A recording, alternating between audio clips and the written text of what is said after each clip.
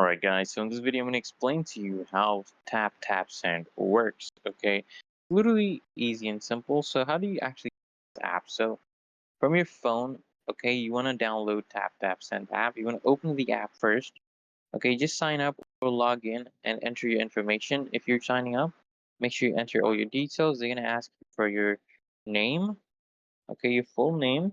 They're going to ask you to verify yourself with their mobile number. And then what they're going to do, guys, is they will ask you to upload your ID.